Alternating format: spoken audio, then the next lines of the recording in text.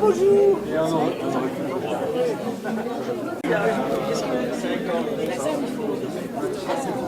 Oui.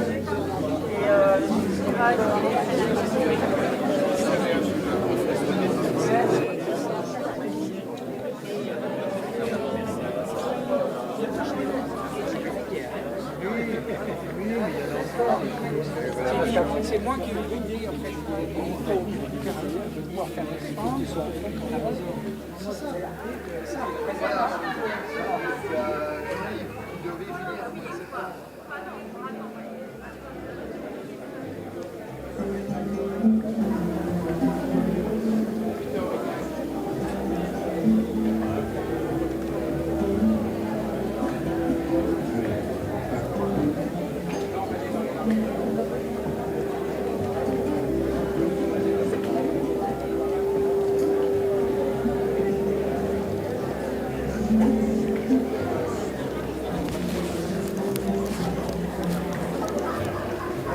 Donc bonjour à toutes et à tous.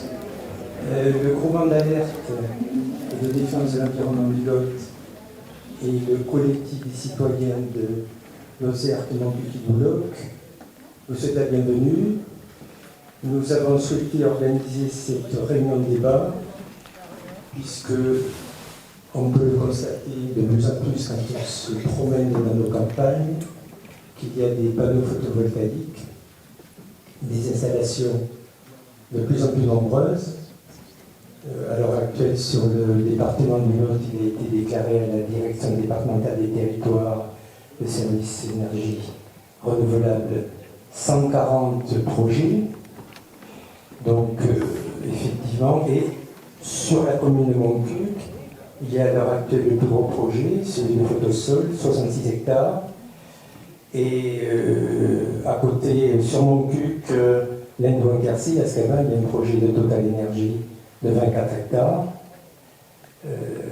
Et nous sommes inquiets parce que, effectivement, notre environnement qui est très préservé risque d'être abîmé et saccagé par ces projets. D'où notre volonté d'avoir organisé cette réunion. Alors elle est ouverte à toutes et à tous, les pros, les contre, etc. Donc je passe la parole à Blaise. Ok, merci Philippe. Bonjour, merci beaucoup d'être là. Voilà, c'est la troisième réunion qu'on organise, le collectif d'habitants de Bouloc, de Lozère et des environs, Montcuq. C'est la troisième réunion qu'on organise sur ce projet, sur le projet Photosol. Donc, qui avait démarré avec 75 hectares, qui avait été revu à la baisse après l'enquête publique à 66 hectares.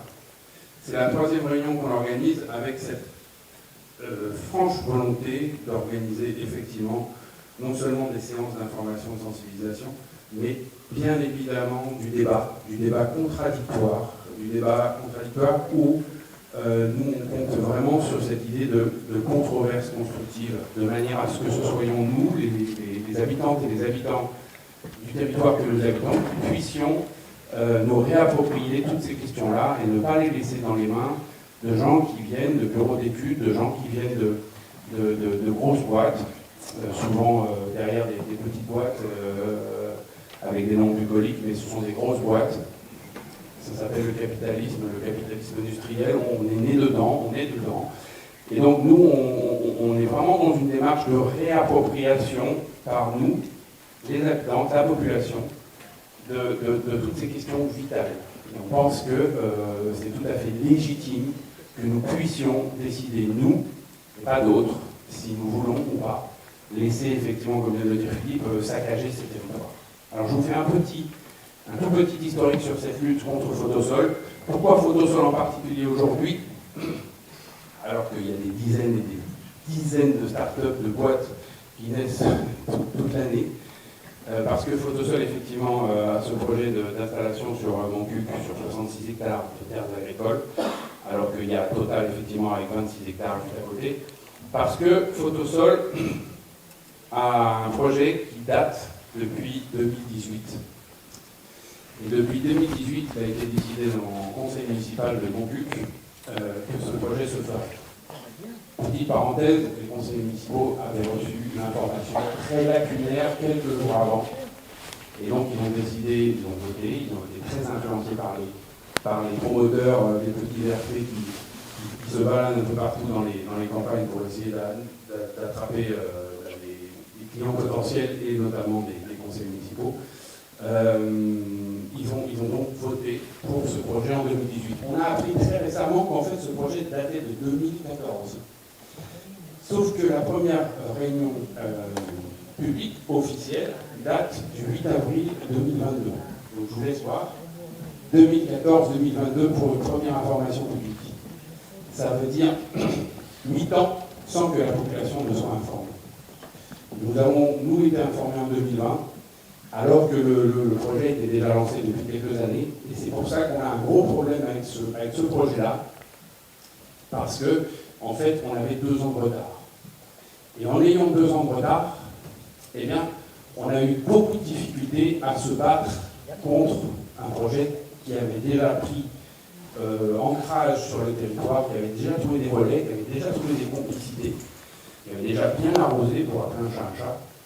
Et ça a été très compliqué. Néanmoins, nous avions réussi, puisque en 2022, le préfet de l'époque avait décidé de ne pas autoriser le projet et avait refusé le permis de construire.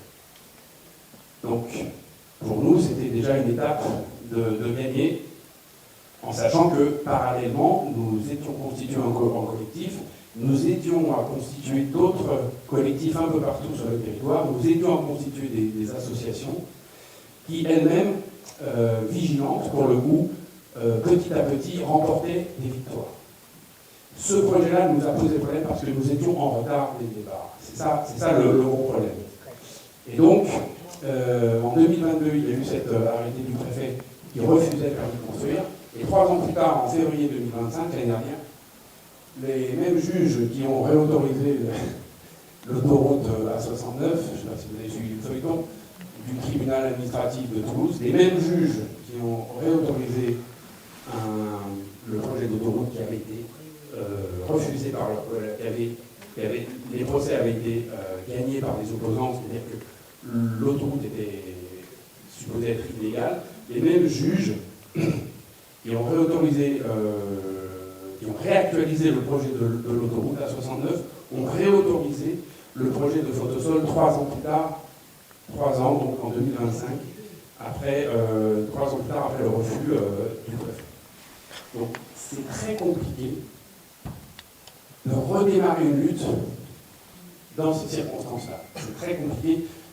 Lutter contre des nouveaux projets, informer la population, sensibiliser la population, qui la plupart du temps n'est pas au courant parce que ça se passe dans les petits bureaux comme ça et que la population n'est pas au courant, c'est facile parce que les gens découvrent et ou légitimement sont en colère. Néanmoins, quand tout le monde pense que le projet est enterré, c'est très compliqué de redémarrer la lutte. Néanmoins, avec toute une équipe extraordinaire, avec des soutiens du réseau des résistances alternatives vaudoises, nous avons réussi, parce que c'est passé parmi toutes les associations locales, sont au courant, c'est passé dans la presse des Pêches du Midi, c'est passé dans la vie chinoise, c'est passé sur plein de réseaux militants, régionaux, même nationaux, et on a réussi à réactualiser cette lutte. Et en plus, il faut le dire, on a un peu de chance dans notre malheur, c'est qu'il y a eu cette fameuse découverte archéologique. Et il faut bien avoir la chance des fois. Donc, là, on va démarrer sur ce point-là. Il y a eu cette fameuse découverte archéologique, qui est une découverte majeure. Je vais laisser Alfredo en parler. Et puis, il y a aussi un point juridique, parce qu'il est fort probable que nous initions, pour l'instant, on n'a pas encore pris la décision parce que ce sont des coûts vertigineux. Là, on parle de coûts de 8 000 € sur les différents recours, les différents contentieux à mener avec les avocats Alice Terrasse et Jules Grover. On parle de 8 000 € de frais pour aller au bout d'un process juridique, sauf que nous avons des billes, on a des gens qui sont des pointures au niveau national qui nous aident et qui ont trouvé des failles dans le dossier de Photosol. Donc, intéressé parce que 1 000 euros, ça ne se trouve pas comme ça, surtout quand on lutte contre le capitalisme, et qu'on n'est pas forcément habitué à trouver des sous, ça ne pleut pas comme ça. Mais voilà, on a aujourd'hui non seulement réactualisé cette lutte, mais on a en plus 2 atouts majeurs, le 21 et l'exclu. C'est-à-dire qu'on a effectivement la partie juridique, l'action juridique qui peut être menée, et la partie archéologique. On va démarrer maintenant les différentes interventions. Je vous ai fait ce petit historique, avec notamment la partie archéologique. Et puis on va suivre dans la foulée, il va y avoir quelques illustrations là sur l'écran. Et donc ensuite, dans 1 heure à peu près, il va y avoir un débat public. On regrette fortement que nous ayons été obligés de louer 350 € cette salle pour faire une réunion publique pour l'intérêt général, que ce ne soit pas aux frais de la communauté que ça se passe. Mais on est très content en revanche d'organiser cette 3e réunion publique avec ce 3e débat public. Merci à vous. Allô. Bonjour à tous, merci d'être là. Du coup, je vais commencer par le point archéologique. Je vais parler d'abord du cadre dans lequel ces découvertes ont eu lieu. Le cadre, je veux dire, les processus dans lesquels s'insèrent toute proposition de projet industriel de grande envergure comme celui-ci passe obligatoirement par une phase de fouille diagnostique, on appelle ça comme ça, dans laquelle il y a un opérateur archéologique qui doit faire des fouilles exploratoires pour savoir si oui ou non il y a des vestiges archéologiques à protéger dans le terrain sur lequel on a projeté les faits du travaux. Ouais. Alors cet opérateur archéologique, il n'a aucun pouvoir de décision. Il doit faire son travail d'exploration, ensuite établir un rapport dans lequel il détaille ce qu'il a été trouvé, il donne son interprétation scientifique, et ensuite ce rapport il est envoyé à la DRAC. La DRAC, la Direction régionale des affaires culturelles de la région concernée. Très bien. C'est la DRAC qui a le pouvoir de décider des suites que l'entreprise doit donner pour pouvoir ou non effectuer les travaux. Très bien. Tout ça, tous les coûts que ça engendre, ces coûts sont parfois énormes, ça va être supporté, heureusement, par l'entreprise qui porte le projet. Très bien, mais donc, ça c'est le contexte dans lequel on se situe, le contexte, on va dire, des procédures. Qu'est-ce qu'on sait et où on se situe actuellement par rapport à ça dans le cadre où ont eu lieu de ces découvertes? Eh bien, nous sommes à la fin de la première étape, c'est-à-dire l'étape des fouilles diagnostiques. L'étape de la fouille diagnostique, elle est finie. L'opérateur archéologique a fini son travail de fouille. Ils sont en train d'établir le rapport qu'ils vont envoyer à la DRAC. Ouais, c'est là où on en est. Alors, qu'est-ce qu'on sait d'après ces fouilles diagnostiques qui ont été effectuées? Ce que l'on sait de sources sûres, très très proches du dossier, c'est qu'on a la certitude d'avoir trouvé une véritable bourgade gauloise du second âge de fer. Qu'est-ce que ça veut dire? Le second âge de fer, c'est la dernière période, la toute dernière période, pendant laquelle les populations gauloises, en l'occurrence les Cabiures, ont vécu sans l'influence des Romains. C'est avant la romanisation. Ouais. C'est là où se situent les vestiges qui ont été trouvés. Une bourgade entière. C'est-à-dire que la certitude qu'on a, c'est que, je ne sais pas si vous voyez, les travaux sont prévus sur 3 parcelles. Ouais. On les appelle donc 1, 2 et 3. Ils sont collés les unes aux autres. C'est un terrain gigantesque qui occupe tous les terrains, tous les panoramas de petite hauteur. On voit tout ça, tous les paysages qu'on voit, c'est ça, divisé en 3. C'est la parcelle centrale, qui est, d'après les archéologues, qui est intégralement située sur une bourgade gauloise. Ouais. Le site de Montcuq 1 et Montcuq 3 ne serait pas concerné. Mais le site de Montcuq 2, il est intégralement affecté par ce qui pour eux est un problème, ce qui pour l'entreprise est un problème, et pour nous c'est une grande opportunité. Alors, c'est ça qu'on sait.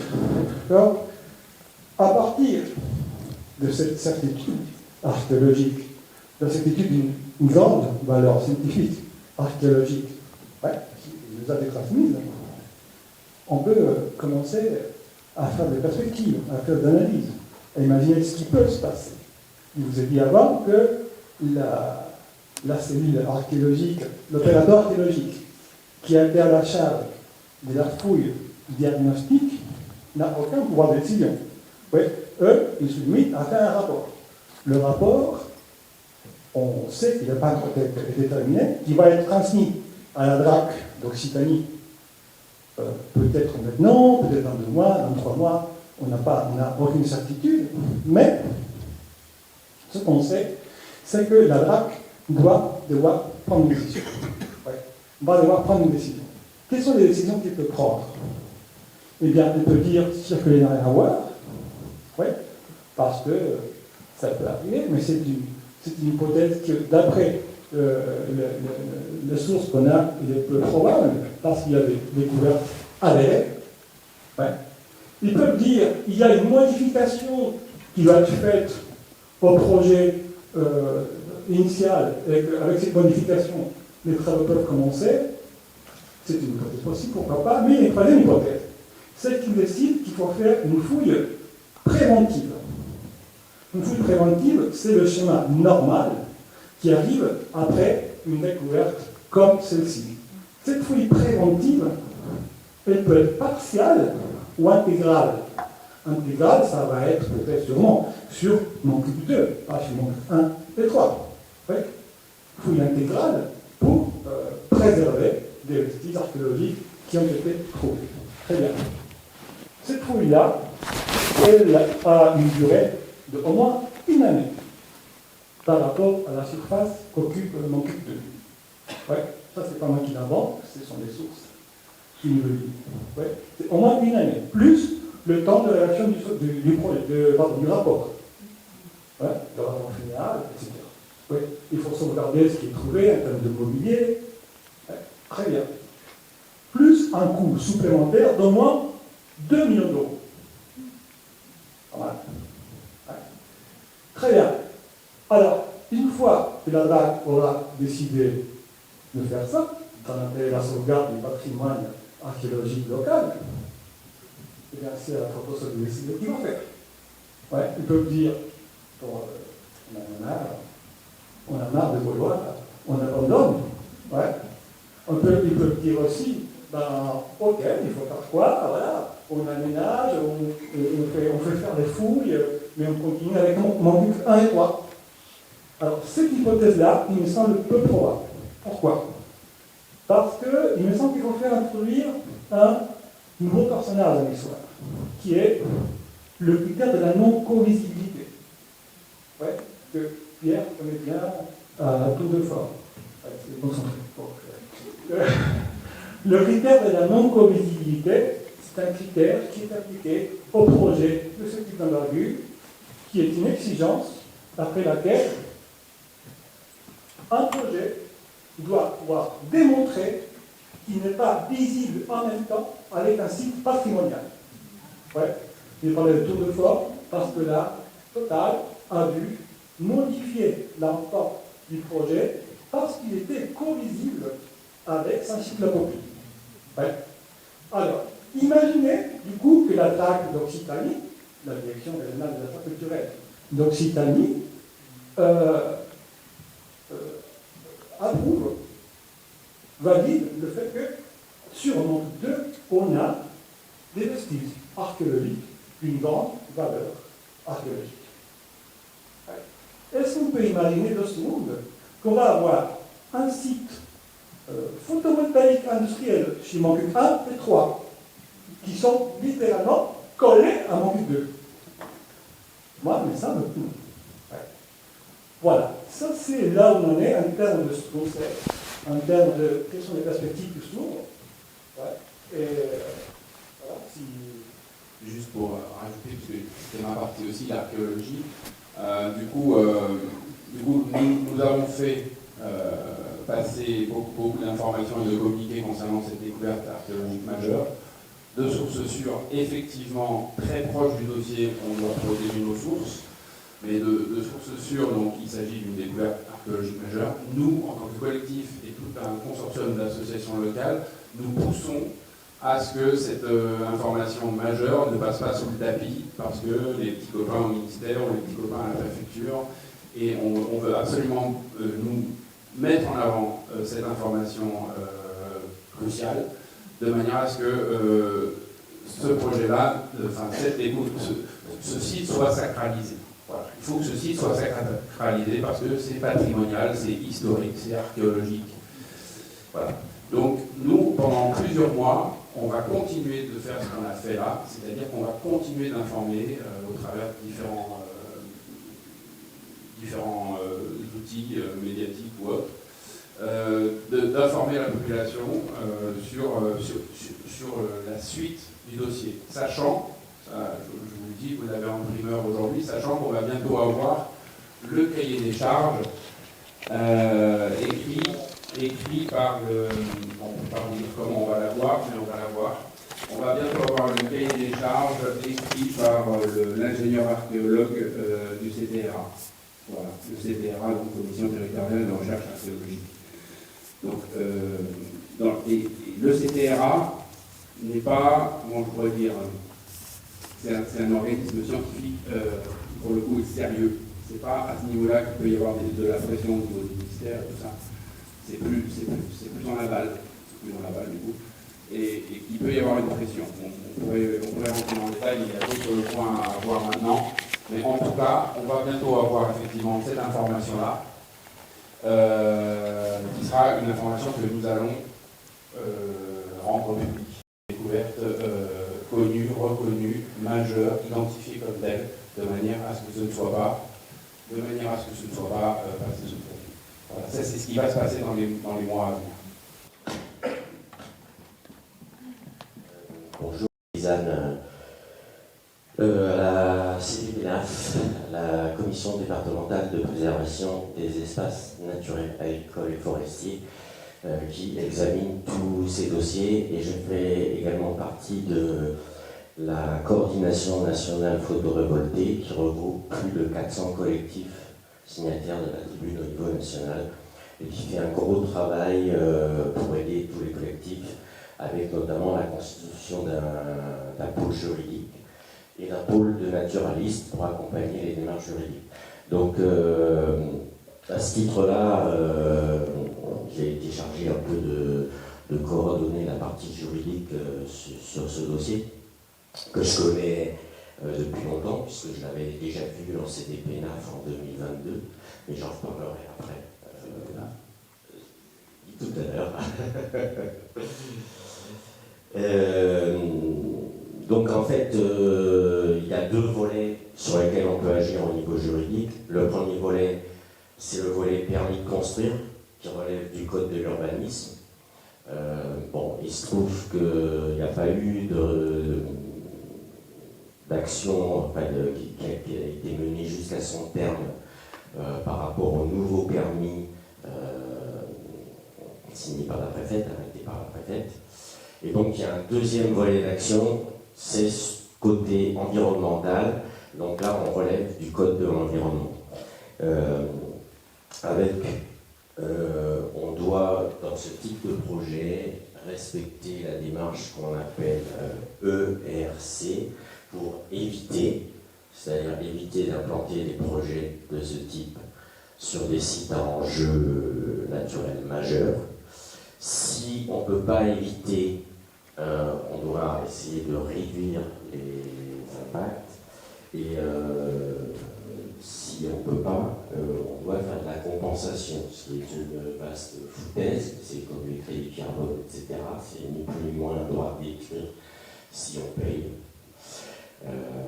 Mais bon, voilà. Donc sur ce dossier, en fait, on est sur un recours juridique par rapport à la destruction d'habitats, d'espèces protégées. Et c'est un peu particulier la façon dont ces dossiers sont examinés, parce que il y a une mission régionale de l'autorité environnementale qui donne un avis. Mais en fait, elle donne un avis sur l'étude qui est faite par le promoteur. Ce n'est pas un organisme indépendant qui fait l'étude, c'est le promoteur. Et la MRAE, elle dit l'étude est bien faite ou l'étude est mal faite. Alors, je vais vous rassurer, tous les avis de la MRAE disent que les études sont mal faites. Tous, sans exception. Et il y en a même certains, sauf dans des départements, par exemple, comme les Hautes-Alpes, où il y a tellement de projets qu'elle n'a même pas les moyens de répondre à tous les dossiers, et où il y a des dossiers qui sont acceptés faute de rapport de la MRAE, qui sont acceptés tacitement parce que l'État ne met pas les moyens pour que la MRAE puisse faire son travail. Voilà, donc, et derrière, le porteur de projet fait une réponse aux remarques de la MRAE, mais il n'y a pas de retour. La MRAE ne dit pas les réponses me satisfont ou me satisfont pas. C'est au moment de l'enquête publique, qui est donc une étape importante, qu'on peut éventuellement dire bah oui, la MRAE avait demandé ça, mais c'est pas fait. Ce qui demande quand même un certain travail, hein, parce qu'on a des rapports qui font 180 pages, 200 pages, voilà, etc. Donc en l'occurrence, le volet juridique sur lequel on travaille, je vous avoue que je ne maîtrise pas aussi bien que la personne qui nous suit. En fait, on est suivi par quelqu'un qui a une formation à la fois qui a été lui-même, qui a travaillé à l'Office français de la biodiversité et qui a en même temps le côté juridique. Donc lui, il connaît bien toutes les arcanes et il semblerait qu'il y ait des failles en fait dans la démarche du promoteur qui permettent d'attaquer et de demander ce qu'on appelle une dérogation, une demande de dérogation à espèces protégées.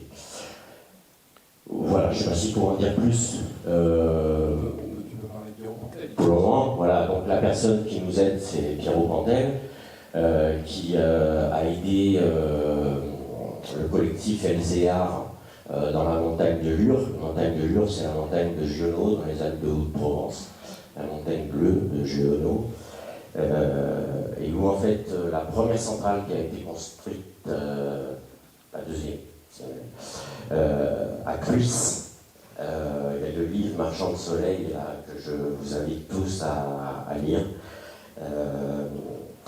Donc cette centrale, elle a été construite contrairement à d'autres centrales où, par exemple, à Tour de Fort, en fait, il y a des recours juridiques et Total n'a rien fait. Il attend que les recours juridiques arrivent au bout. À Cluis, ils ont démarré les travaux tout de suite. Ce qui a fait qu'il y a des dames de 68 ans, de 75 ans qui ont dit nous on ne veut pas, et qui se sont attachées aux machines, etc. Et bon, il y a eu tout un travail de fait. Et au final, ils ont gagné.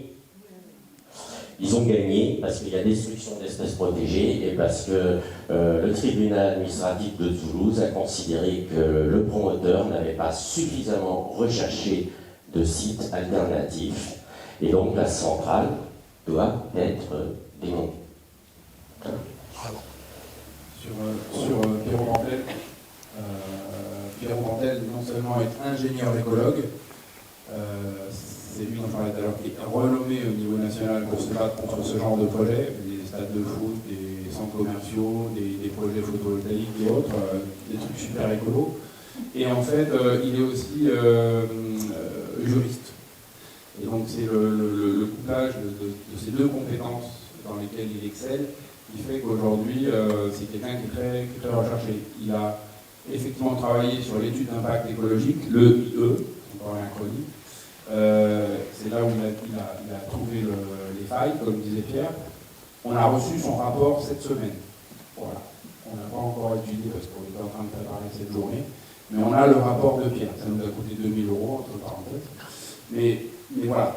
Et du coup, on va pouvoir effectivement voir ce qu'on fait, comme on disait tout à l'heure, au niveau de l'action juridique avec le cabinet Julie Rover et Alice Terrasse, des avocats spécialisés dans l'environnement sur Toulouse. Je vais rajouter juste deux petits points. Le premier, c'est quand même le fait de s'interroger sur la procédure. Et je vais donner l'exemple de Tour de Fort. À Tour de Fort, on a perdu sur le permis de construire, le permis de défricher en temps sans terre. Et donc, on a lancé une démarche pour obliger la préfète à demander à faire une mise en demeure totale, de demander une dérogation espèce protégée. Alors ça suppose déjà de commencer à prouver qu'il y a des espèces ou des habitats d'espèces protégées. Donc ça veut dire qu'il faut faire des rapports de naturalistes. Ce que les promoteurs auraient dû faire, il faut qu'on le fasse nous-mêmes. Ça prend du temps, parce que les observations naturalistes, si on veut voir les oiseaux migrateurs, les plantes, etc., c'est 1 an en fait d'observation qu'il faut faire avec des gens compétents. Donc il faut remercier les naturalistes bénévoles qui ont fait la recherche, la LPO qui a aussi fait un rapport sur les reptiles, sur le brûlant, voilà, ortolan. Donc déjà tout ça c'est un travail important. Et derrière, il faut attaquer au tribunal. Et donc c'est des frais de 8 à 10 000 euros. Donc à Tour de Fort, il y a le projet de Total Énergie. La ELC a déposé une demande, a mis en demeure la préfète sur ce sujet. Nous avons eu un rendez-vous et la préfète nous a dit moi en fait je suis chargé d'instruire les dossiers au niveau de l'urbanisme. Donc sur l'urbanisme on n'en parle plus, les recours sont purgés, machin. En matière d'environnement, Total est grand. Et il prendra ses responsabilités, il est d'ailleurs en train de faire des études complémentaires. Et s'il détruit des espèces protégées, il sera puni. Ça vous fait rire ? Mais nous, en fait, on est sortis de là un peu abasourdis, et puis après on s'est dit, c'est marrant, mais ça nous rappelle quand même un sujet important, c'est celui des féminicides. Effectivement, le criminel va en prison.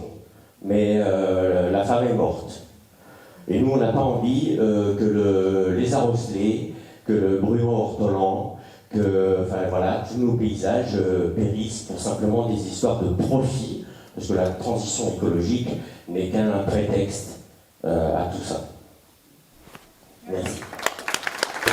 Et toutes ces démarches qu'on vous a expliquées, on a vraiment besoin de votre soutien dans les mois et les années qui viennent, pour que non seulement ces démarches aboutissent, mais qu'en plus, en face, ils se rendent compte qu'il y a une grosse partie de la population qui est contre ces projets. On a vraiment besoin de votre soutien. Il y a Patricia qui prendra tout à l'heure les noms des personnes qui seraient désireuses de nous rejoindre. Il y a une liste active et il y a une liste super active. Avant de commencer à vous présenter un peu tous les projets qu'on a recensés dans le lot, je voudrais préciser que si la MRAE elle critique la plupart des projets, elle a seulement un avis consultatif, c'est-à-dire qu'elle ne peut pas bien dire que les problèmes dans ces projets, les porteurs de projets peuvent quand même obtenir l'autorisation de les faire. Donc là, ce recensement il a été fait par divers collectifs et associations du Lot. C'est un gros travail qu'on a effectué à travers les rapports de la MRAE, donc de la mission régionale environnementale, d'autorité environnementale et des avis de la DREAL.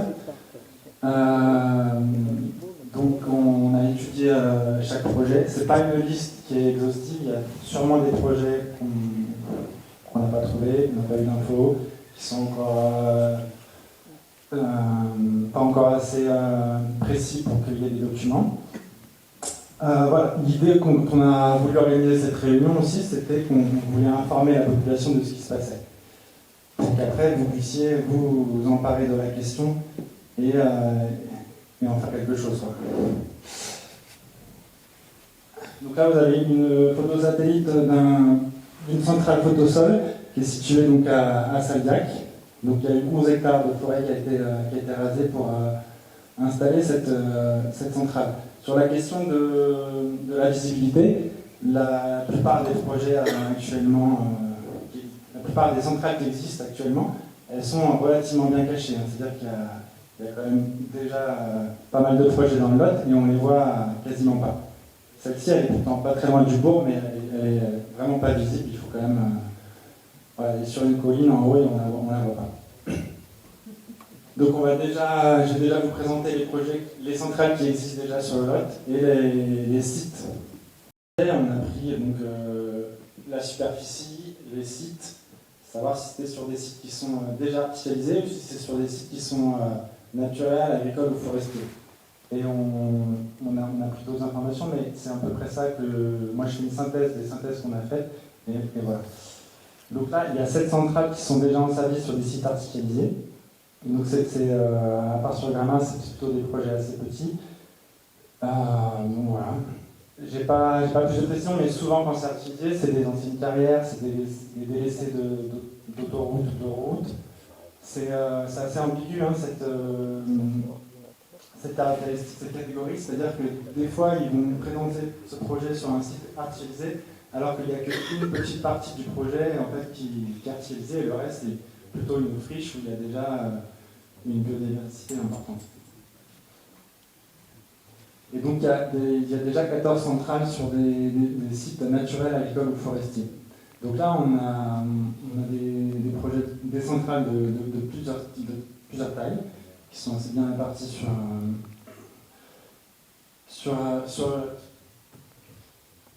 Donc là, je vais vous montrer quelques exemples en fait, des centrales qui sont existantes. Donc là, c'est à Cressensac. Donc 24 hectares de forêt rasée. Vous voyez la photo satellite avant et celle d'après. Photosol est très bien implanté dans le Lot. Ils ont l'air d'avoir bien accueilli. Donc il y a déjà plusieurs centrales photosol, une à Saldac, une à Cressensac, et plusieurs projets en cours. Donc celle de Loubressac, aussi donc 20 hectares de forêt rasée. Et celle de Souillac, avec, vous voyez, il y a plusieurs zones. Il faut savoir qu'à partir du moment où il y a une centrale qui s'implante, où on fait des travaux pour permettre le raccord de l'énergie produite sur le réseau, d'autres projets sont susceptibles de s'implanter à côté parce que tous les travaux sont déjà faits. Donc, accepter qu'un projet arrive, c'est aussi accepter qu'il y en a d'autres qui arrivent. Et voir de multiples projets sur sa commune. À Cressensac, il y a Souillac, à la Chapelle-aux-Lac, il y a plein de projets maintenant. À Saldiac, juste à côté, à Casal, il y a aussi deux projets. Donc, ça fait 21 centrales donc, sur 130 hectares dans le Lot. Et donc, la répartition en fonction des sites est déjà assez nette, hein, c'est-à-dire qu'il y a 70% des projets qui sont sur des sites naturels, agricoles ou forestiers.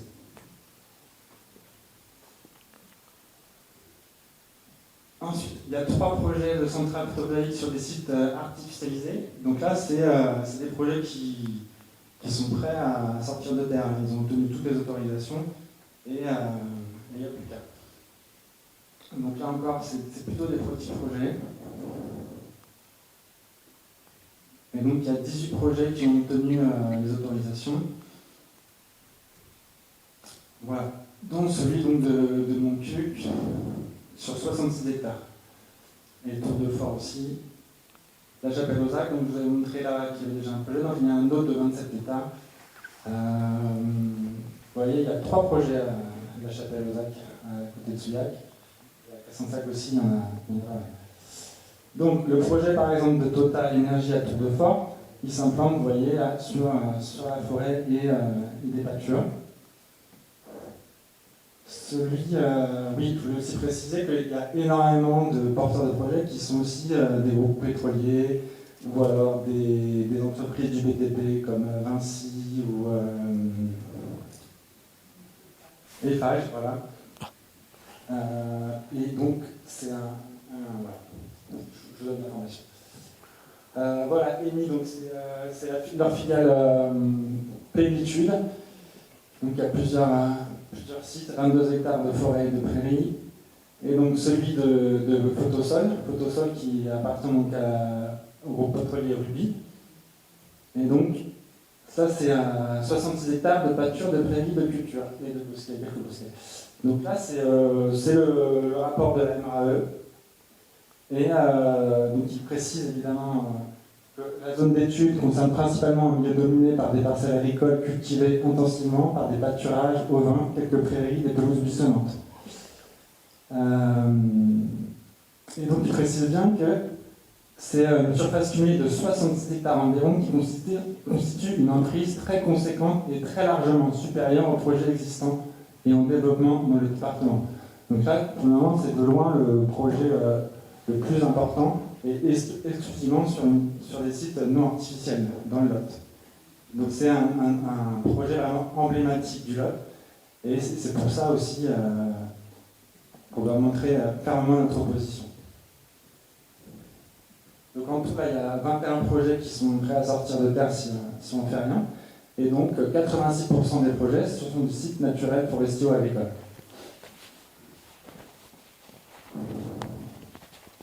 Donc là, maintenant, c'est les projets qui sont en instruction, c'est-à-dire qu'il n'y a pas encore eu l'autorisation de la préfecture, mais que c'est des projets qui sont déjà bien avancés. Un projet, au minimum, il faut 2-3 ans pour que ça aille au bout. En fonction des projets, il peut y avoir plus de 2-3 ans, comme on voit ici à Montcuq, où il y a déjà plusieurs années qui sont passées. Voilà, donc il y a pas mal de projets à Cressac parce qu'il y a des carrières. Là aussi, il y a certaines carrières qui se sont complètement renaturalisées. Et donc là, c'est très ambigu de les classer comme sites artificialisés, mais on les met parce qu'ils ont été présentés comme ça. Mais juste, je vous invite vraiment à la prudence en fait quand on présente un site artificialisé. Parce qu'en réalité, la nature, elle revient quand même assez rapidement. Et donc il y a 38 projets en instruction sur des sites naturels, agricoles ou forestiers. Donc là, on a des gros projets à nouveau, qui ne sont pas encore lancés, mais donc, il y a Avignac, qui est au Birolou, qui est un projet qui est complètement défendu par la préfecture sur une zone appartenant à une base militaire, donc avec 50 hectares. À Castelnau-Moratier aussi, il y a 49 hectares. Bon, il y a beaucoup de projets là, vous voyez, avec Photosol à la Chapelle-aux-Arcs encore, Total Energy qui a d'autres projets. Il y a beaucoup en fait de multinationales qui sont en train de rediriger leur activité vers les énergies renouvelables, dites renouvelables. Donc par exemple, Photosol qui a un projet donc, à Espadaillac, encore sur un site naturel. Peut-être que Photosol, il faudrait se renseigner, mais peut-être qu'ils ont une volonté réelle de s'implanter uniquement en projet naturel, agricole et forestier. Peut-être que c'est parti de la cahier des charges. Donc ça, c'est la synthèse encore de la MRAE. Donc c'est sur ce projet de Espadaillac, il est sur 26 hectares. Et donc là, carrément, ils font leur projet sur une zone appelée la trame verte et bleue, qui est normalement une zone protégée où on doit rien faire dessus pour que les animaux et les insectes puissent la traverser. C'est des zones qui relient les zones bleues, donc c'est les zones où il y a la rivière, où il y a la mer, et les vertes, donc les zones plutôt agricoles ou naturelles. Donc là, ils l'ont implanté dedans. Et donc aussi, on a aussi de nombreux projets qui sont situés, donc comme celui-ci, dans le parc régional naturel d'Écosse et du Quercy. Et on se demande en fait à quoi ça sert de faire des parcs si en fait on ne protège pas ces zones-là. Il y a d'ailleurs une enquête publique actuellement si vous voulez y participer sur la nouvelle charte du PNR. Voilà, je vous invite à la lire et à donner votre avis. Donc il y a 49 projets en instruction en tout, devant occuper 547 hectares. Et donc il y a 80% des projets qui sont situés en zone naturelle, agricole et forestière. Donc les projets en pré-étude, c'est ceux qui sont c'est ceux qu'on peut entendre du bouche à oreille, c'est ceux qu'on a eu en mois de novembre, à un moment donné, où la DDT, qui a une façon, qu'on a invité, hein, mais je ne sais pas s'ils sont présents, mais ils ont une façon assez occulte d'informer la population, c'est-à-dire qu'ils mettent une carte sur Internet pour présenter les centrales existantes, quelques projets qui sont déjà bien avancés. Mais au mois de novembre, il y a eu quelques jours où en fait, on a eu accès à tous les projets en cours. Et donc, on a eu de la chance, parce qu'il y a des gens qui regardaient le site de la DDT du Lot à ce moment-là, et on est tombé dessus. Et donc là, il y a beaucoup de projets qui sont en préétude. Il y en a 40. Donc 3 projets sur des sites artificiels et 42 en préétude. Bon voilà, encore des très gros projets. Par exemple, là, on a découvert qu'à Montcuq, il y avait encore... Donc là, c'est les préliminaires, c'est-à-dire qu'il y a eu des prospections, ils ont commencé à chercher les terrains, ils ont peut-être déjà des touches avec des agriculteurs ou avec des propriétaires. Et donc, il y a Montcuq qui a encore 100 hectares et encore 10 hectares de TSE, etc. Et donc, c'est un peu la folie, là. Voilà. Donc là, ça devrait occuper 715 hectares. Et donc, c'est 93% sur des sites naturels, agricoles et forestiers. Quand on voit ça, moi, je me demande en fait de quoi parle-t-on en fait quand on parle d'énergie renouvelable. Quand on regarde où est-ce qu'on situe tous ces projets, on se demande. Donc, le département du Lot, il y a quelques mois, en voyant ce déferlement, a proposé une charte où elle met en avant que il convient de privilégier d'abord l'installation des panneaux photovoltaïques sur des terres artificialisées ou dégradées, présentant peu d'intérêt. Voilà. On voit que c'est vraiment bien respecté et que, à part ça, je crois que le département a peut-être donné des avis négatifs sur quelques projets, mais n'a quasiment rien fait en fait. Et donc, je ne sais pas, ou on se dit qu'on n'attend rien d'eux et c'est à nous de faire les choses, ou alors il faudrait les bouger, mais pour l'instant, il n'y a rien qui se passe. Et ensuite, je voudrais rappeler ce que l'État avait fait en 2021 avec cette loi, donc là, climat et résilience, et qui devait instaurer zéro artificialisation nette. Avant ça, je voudrais revenir sur ce que signifie artificialiser, parce que des discussions qu'on a pu avoir sur des festivals ou sur ce genre de réunions, on voit qu'on n'a pas tous la même définition d'artificialiser. Et que pour certaines personnes, mettre des panneaux solaires, c'est pas artificialiser des sites. Donc, je ne sais pas, quand on voit l'expo photo là-bas et qu'on comprend que les petites araignées que très peu d'entre nous connaissaient l'existence ou avaient déjà vu, on voit qu'en fait, toute leur biotope est bouleversé par l'installation des panneaux. Donc, voilà, l'artificialisation du sol ou d'un milieu, d'un habitat naturel ou semi-naturel est la perte de ses qualités. Sa neutralité, qualité qui inclut une capacité auto-entretenue à abriter une certaine biodiversité. Et vraiment, quand pendant 30 ans, au minimum, en fait, on empêche, et on a détruit un sol, et on empêche le sol en fait, d'avoir sa vie classique avec un cycle, le sol il est mort à la fin. Il va falloir des décennies et des décennies pour que ça revienne. Donc la loi climat avait stipulé ça, qu'il fallait réduire l'artificialisation des sols. On l'a vu dans les PLUI qui sont instaurés peu à peu, où on voit que les zones constructives sont réduites, et je crois que j'ai entendu parler qu'ils limitaient maintenant, en fonction des communes, mais à 1,5 hectare les surfaces constructibles. Donc on voit que là, l'État, quand il veut, il peut limiter l'artificialisation des sols. Sur la question des énergies renouvelables, il y a nos limites en fait. On peut faire ce qu'on veut. C'est le constat qu'on peut faire. Là quand même, la loi climat et résilience fixe l'objectif d'atteindre le zéro artificialisation nette des sols en 2050. Bon, voilà, c'est un projet assez ambitieux et puis c'est assez loin pour qu'on ait déjà tous oublié. Ce que je voulais mis ça aussi, c'est parce que sur la période 2021-2030, la loi fixe l'objectif de réduire de moitié le rythme de consommation d'ENAF, donc c'est d'espaces naturels, agricoles et forestiers, par rapport à la décennie précédente. Nous, quand on regarde le nombre de projets et où ils se situent, on voit bien que là, il y a un fossé assez gigantesque en fait dans ce qu'ils veulent faire, ce qu'ils disent qu'ils veulent faire et ce qui se passe. Pour finir, moi je voudrais peut-être qu'on se pose la question en fait sur ce qu'on fait, comment on le fait et dans quel but. Est-ce que par exemple les acteurs industriels qui ont permis de rendre notre monde invivable peuvent aussi nous sauver en faisant des projets photovoltaïques en zone naturelle, agricole et forestier? Voilà, je pose la question. Merci. Ces constats nous aident quand même à nous poser certaines questions et notamment à nous interroger sur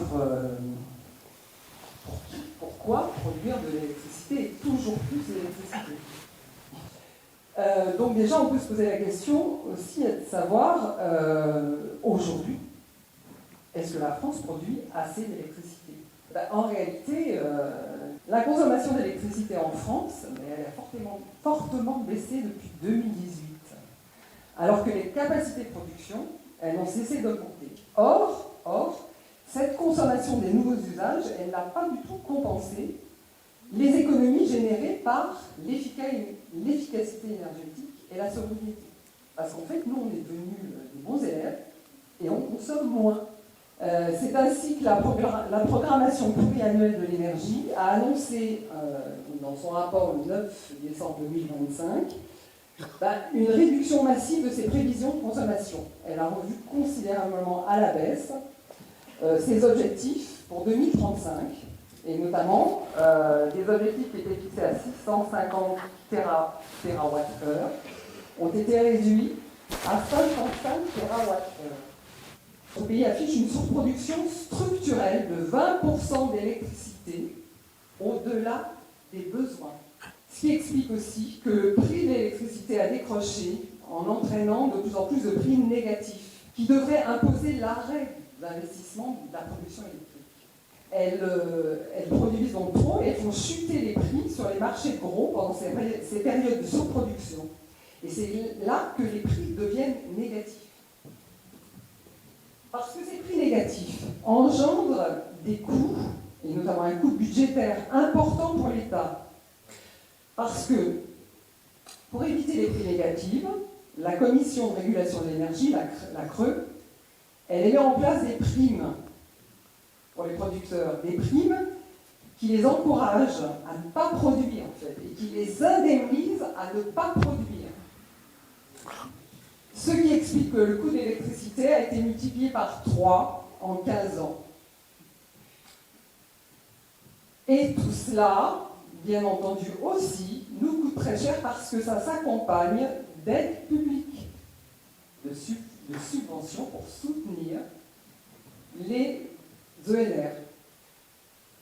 Donc le fonctionnement intermittent des ENR, alors ça aussi c'est un point important, donc comme ce sont des énergies intermittentes, elles déstabilisent le réseau, elles le fragilisent en fait. Et elles mettent à mal les autres systèmes de production qui sont obligés d'opérer une modulation excessive pour pallier à ces irrégularités de production. Donc aujourd'hui, la France, elle se retrouve avec un système électrique qui est surdimensionné, qui est instable et ruineux par les aides et le soutien au développement des énergies renouvelables. En fait, les réseaux électriques sont saturés, les réseaux locaux, et cependant, vous l'avez tous constaté, on constate une augmentation de nos factures d'électricité. Donc les ménages, en revanche, eux, ce sont les grands perdants de l'histoire. Quand l'EDF était nationalisé, l'État régulait. Mais depuis la libéralisation du marché de l'énergie et l'ouverture à la concurrence, l'État s'est privé de tout moyen pour piloter le développement des énergies renouvelables. En fait, il s'en remet à la loi du marché. Et c'est là qu'on assiste à une dérégulation incontrôlée. Donc derrière la promesse d'une transition verte, d'une décarbonation certes nécessaire, on sait qu'il faut revoir à la baisse notre dépendance aux énergies fossiles, mais derrière cela se cachent des dépenses publiques injustifiées pour le soutien des acteurs privés de l'industrie de renouvelables. Il y a un rapport de la Cour des comptes qui est sorti il y a très peu de temps, qui pointe justement ces aides publiques. Elle les chiffre entre 2016 et 2024 à 26,3 milliards d'euros, les aides au développement des énergies renouvelables. Ceci indépendamment du soutien de l'État à travers les contrats d'obligation d'achat. Vous avez peut-être entendu parler de ces contrats, c'est-à-dire que l'État, en fait, signe des contrats avec les producteurs qui sont fixés sur des décennies, en fait, ça va être sur une période très très longue, et qui obligent donc l'État à racheter cette énergie à un prix fixe. Donc dans ce cadre-là, les tarifs moyens d'achat sur cette période ont été nettement plus élevés que les prix constatés sur les marchés de gros de l'électricité et du gaz, avec une hausse de 27%. C'est ce qui a permis aux industriels du renouvelable de dégager des taux de profit exorbitants. Un document édité par l'ONU critique l'usage du coût actualisé de l'électricité. Parce qu'en fait, ce coût actualisé, il mesure uniquement le coût de production d'une installation, prise isolément, sans intégrer tous les coûts annexes, qui sont les coûts indispensables au fonctionnement du système électrique dans son ensemble, c'est-à-dire tels que l'équilibrage, la flexibilité, le renforcement des réseaux ou les services de stabilité et les coûts liés au... Donc après, bon, évidemment, c'est bien beau d'électrifier à tout prix, d'électrifier les usages, hein, et puis de produire plus, de consommer plus pour éponger cette surproduction. Mais bon, peut-être que ça fera l'objet d'un autre exposé dans ce temps-là, dans cette réunion, mais je souligne au passage que, évidemment, ça engage beaucoup d'effets délétères, l'extractivisme, les impacts sur l'environnement, les droits humains, les équilibres géopolitiques, une société toujours plus numérisée, le développement incontrôlé de l'IA, avec tous ces effets aussi nuisibles pour notre santé mentale, je dirais, nos capacités cognitives et les menaces que ça pose aussi au niveau de notre liberté. Et puis évidemment l'accaparement des terres naturelles par ces multinationales de l'énergie, comme on est en train de le voir avec le projet de Montcuq. Bien-être partagé. Elle ouvre sur la perspective d'un modèle de société parfaitement désirable.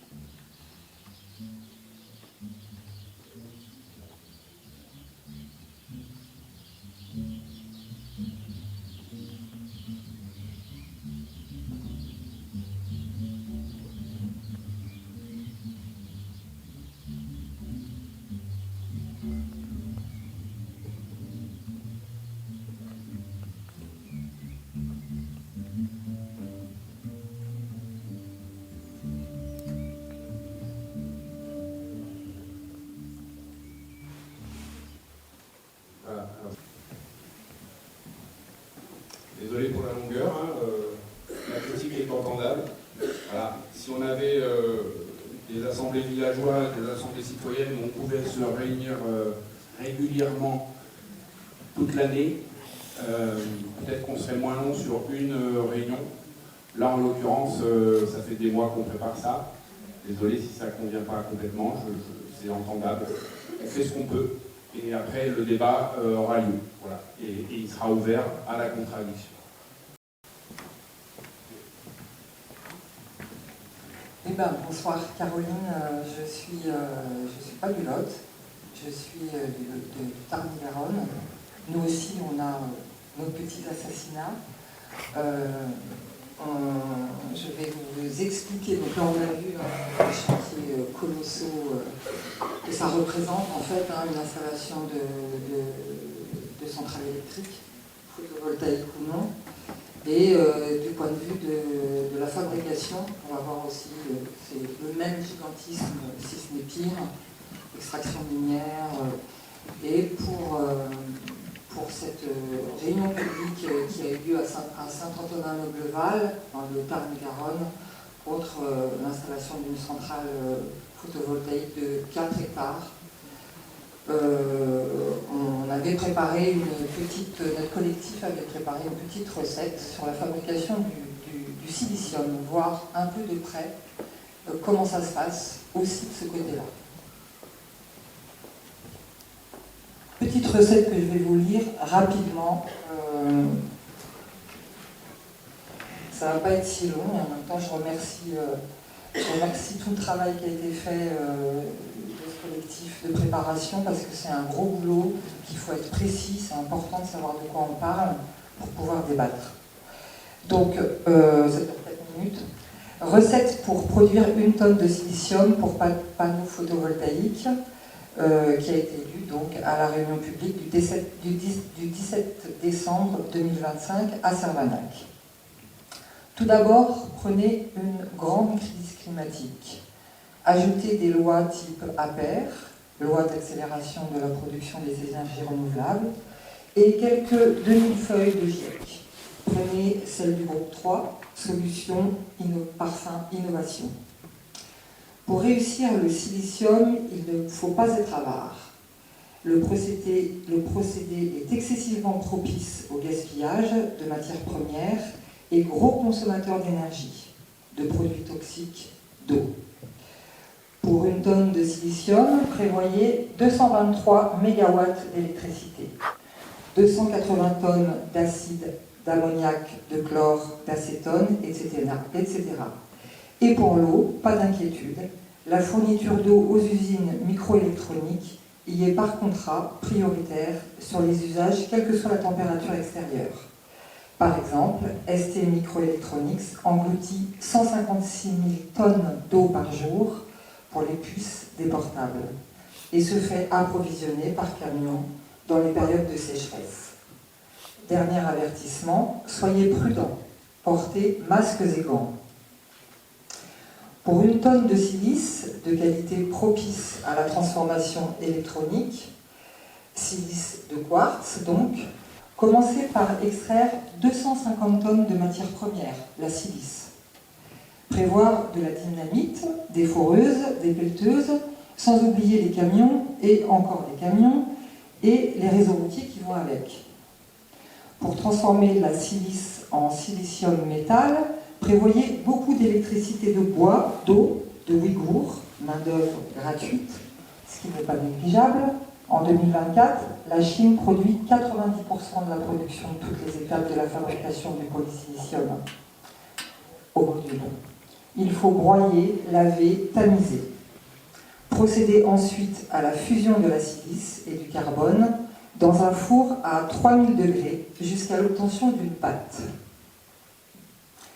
Raffiner cette pâte en transformant le silicium métal en gaz trichlorosilane pour passer de l'état solide à l'état gazeux, par réaction avec le chlorure d'hydrogène à 300 degrés. Puis prenez une cloche de confinement de 2 mètres de haut, placez-y des tiges très pures et chauffez à 1100 degrés. Vous obtenez le polysilicium. Faites-le fondre dans un four sous atmosphère d'argon à 1450 degrés, plongez un germe de silicium et étirez très lentement en tournant pendant 30 heures. Vous obtenez un lingot de silicium monocristallin ultra pur, c'est-à-dire 99,99999%. Un lingot de 30 à 5 kg et de diamètre 20 à 30 cm. Il ne vous reste plus qu'à le découper en tranches de 1 à 2 mm. Vous avez réussi vos plaquettes de silicium. Ne vous inquiétez pas, cette opération produit une perte de 40 à 50% de matière, cela est normal. Il ne restera plus que 500 à 600 kg de matière sur nos 250 tonnes de départ. Vous pouvez les nanograver à l'aide d'autres chimies toxiques telles que la phosphorine, hydrogène phosphoré, le thylane ou l'arsine, mélange d'hydrogène et d'arsenic. C'est prêt. Organisez des campagnes à destination du grand public pour lui faire gober la transition en prenant soin de retirer les conclusions du CNRS qui indiquent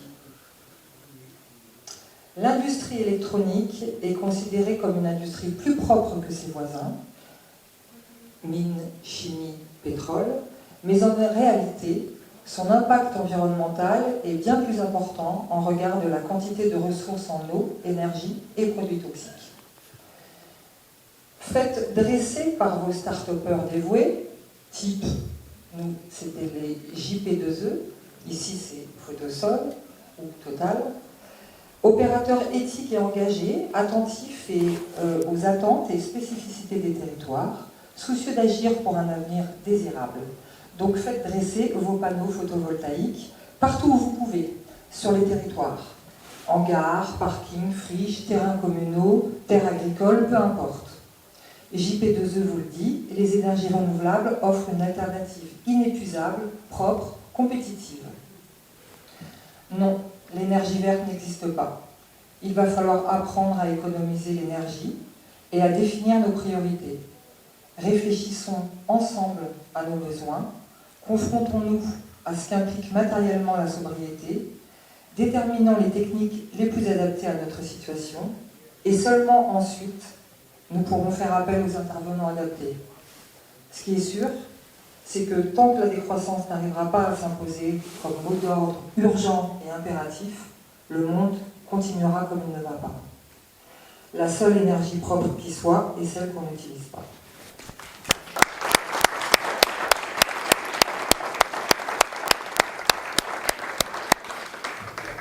Ce que je voulais dire, c'est que le métier de paysan, c'est un métier qu'on fait par passion. C'est pas un métier qu'on fait pour gagner du pognon. Il faut faire autre chose. Il faut vendre des panneaux photovoltaïques, ça marche mieux.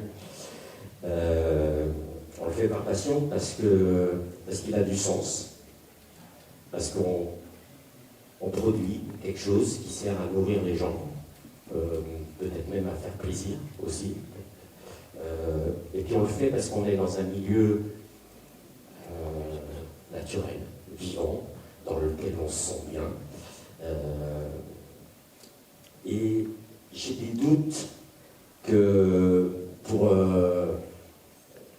inciter les jeunes à s'installer, leur proposer comme projet de travailler sous des panneaux avec le sifflement des onduleurs à la place du chant des oiseaux, ce soit vraiment quelque chose qui incite les jeunes à s'installer. Il y a cette histoire de revenus, parce que moi je ne jette pas la pierre aux gens qui sont en difficulté. On voit très bien dans le Lot que les premiers projets qui ont été proposés, on a ciblé des agriculteurs en difficulté. Hein. Et donc, je ne jette pas la pierre à Martin ou à Mathieu ou à un autre à qui on propose 20 000 € alors qu'ils sont dans la merde, qu'ils ont des dettes, etc., parce qu'il y a la sécheresse, parce qu'il y a la grippe aviaire, parce qu'il y a ceci, parce qu'il y a cela. Là où je jette la pierre, c'est sur les responsables professionnels qui, je pense, ont tous des actions chez Avril, chez Total et autres, et qui, eux, proposent ça comme porte de sortie par rapport aux revenus, et refusent de voter la motion de la Confédération paysanne contre les accords de libre-échange et contre l'importation d'agneaux de Nouvelle-Zélande en dessous du prix de production du Lot. Voilà, bon, du coup je vais m'arrêter là, je vais juste dire que on est plusieurs à s'organiser au sein du RAL, la Confédération paysanne accompagne aussi, etc. Il y a des appels à dons qui sont faits par rapport aux différents recours. Il y a un petit journal là qu'on émet qui vient de sortir, le Chien d'Ambre, dans lequel il y a des choses sur ce qu'on a dit, sur l'appel à dons, un petit article sur le voyage à la montagne de Lure aussi, etc. Donc je vous invite à lire tout ça. Merci. Parce que ça a été déjà assez long. Moi je fais partie de l'association Environnement, Le Corps et Pays de Serre, donc on est pas très loin d'ici, du côté d'Arles-et-Garonne. Pour faire un petit point, nous on lutte contre différents types de projets. Alors, on a un petit panel qui est intéressant. L'association s'est montée au départ pour lutter contre le projet de TSE, donc qui prévoyait 150 hectares partant de Vaux, qui devait finir à Roquefort, avec l'implantation d'un poste de source. Et on a différents types de projets qui vont venir compléter un peu ce qui a été dit par les intervenants précédents. Sur notamment l'artificialisation des sols et qu'est-ce que c'est vraiment un sol artificialisé ou une zone artificielle. On a un autre projet donc, qui se trouve sur un lac qui est porté par une autre société et donc ce lac c'est un lac d'irrigation à la base. Il faut savoir que c'est un lac qui a été construit dans les années 90 et aujourd'hui toute la zone autour du lac est une SNIEF. Le promoteur, quand il nous a présenté son projet en réunion publique, a dit que c'était une zone déjà artificialisée. Voilà, donc c'est son principal argument. Donc on sort de l'agrivoltaïsme, on sort de l'occupation des sols. C'est pour lui une zone artificialisée, on dit qu'un parking, qu'une ancienne zone militaire ou d'autres zones comme ça. Voilà, donc il faut vraiment se méfier de qu'est-ce qu'une zone déjà artificialisée, parce que certains promoteurs s'en servent comme argument, et là on voit bien que c'est complètement délirant. Il y a ce projet de poste de source qui est pour nous un gros problème. Ici, à Montcuq, il y a 66 hectares, donc c'est le plus gros projet pour l'instant qu'il y a dans le Lot. Et notre principal problème, nous, c'est le poste de source qu'ils veulent construire à Roquefort. Parce que, comme on l'a dit tout à l'heure, un poste de source, ça veut dire énormément de projets autour. Il y a déjà l'endroit pour se connecter, c'est des interconnexions. Donc c'est un problème qui est essentiel pour nous. Et c'est contre ça qu'on lutte essentiellement depuis plusieurs années. TSE, donc cette entreprise, ils ont choisi de modifier un peu leur projet et de rencontrer les nouveaux élus suite aux élections municipales. Ils ont changé pas mal de choses au cours des 4 dernières années et ils n'ont pas voulu en parler, bien sûr, avant les élections. Donc nous, on s'est dit que c'était plutôt une bonne idée d'essayer de les rencontrer pendant les élections, les futurs élus, pour savoir quels étaient leurs positionnements par rapport à ces différents projets. Donc on a eu une rencontre avec Valérie Montaigu. On a demandé à ce qu'il y ait la moitié du conseil municipal qui soit présent, parce que pour nous c'est important de ne pas uniquement discuter avec le maire ou le chef du village, mais l'ensemble des conseillers municipaux, au moins la moitié, pour faire le genre de sensibilisation que l'on fait aujourd'hui, en réunion publique, mais de manière beaucoup plus synthétique, parce qu'on a beaucoup moins de temps, ou ils ont beaucoup moins de temps à consacrer. Et il faut savoir qu'à Montaigu, suite à notre rencontre, au premier conseil municipal, lors du premier conseil municipal, ils ont décidé de voter pour ou contre les projets de parcs photovoltaïques. C'est ce qui est inscrit dans la délibération, donc on n'est même pas juste sur les projets agrivoltaïques, c'est les parcs photovoltaïques. Et donc le conseil municipal a décidé de voter contre tout type de projet de parcs photovoltaïques sur la commune. Donc ça veut dire que c'est un des aspects de la lutte. Ce qui est inscrit dans la délibération, c'est parcs photovoltaïques. Après, bon. Là, on en parlera après. Mais voilà, c'est un des aspects de la lutte qui est intéressant. C'est aussi profiter de ces moments-là. Il y a des nouveaux conseils municipaux, il y a des nouveaux élus, il faut aller les rencontrer. Il faut qu'il y ait des décisions aussi qui soient prises. Donc on espère que maintenant, pour les 7 années qui viennent, cette commune respectera ce vote qui a eu lieu lors du premier conseil municipal. Voilà. C'était pour partager un petit peu ces éléments-là, et on va essayer de rencontrer, ou en tout cas de solliciter l'ensemble des mairies sur la communauté de communes pour qu'ils prennent des positions officielles. Parce qu'on pense que c'est vraiment indispensable, on parle de démocratie souvent pendant les élections, plus trop après. Mais là, voilà, c'est le début des mandats. C'est important qu'ils prennent des positions, que nous on les fasse connaître, et sachant que sur notre communauté de communes, ils vont voter, ils vont travailler autour du PLUI dès à présent. Donc il faut absolument qu'il y ait des prises de position officielles, et surtout que ce soit un sujet central dans le débat, parce que jusqu'à présent, ce qu'on a constaté, c'est que c'est un sujet surtout qui est le moins, qui n'est pas discuté en fait au niveau de la communauté de communes, parce que c'est un sujet délicat, parce qu'il y a beaucoup d'agriculteurs, notamment chez les élus, et qu'il y a des projets portés par les uns et les autres agrivoltaïques. Et donc surtout, c'est un sujet qui ne veut pas discuter. Nous, on va faire en sorte, on profite de ces débuts de mandat, que ce sujet redevienne central et qu'il soit débattu, parce qu'on pense que c'est indispensable. Voilà, donc on va être informé de la suite de ce pan de la lutte.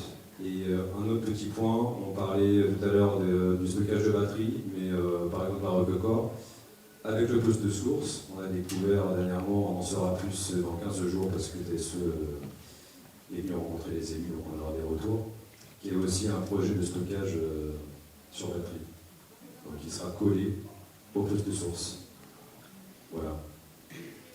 C'est un petit complément de ce qui a été dit précédemment. Merci. Et les gens qui sont pour, on a besoin de les entendre.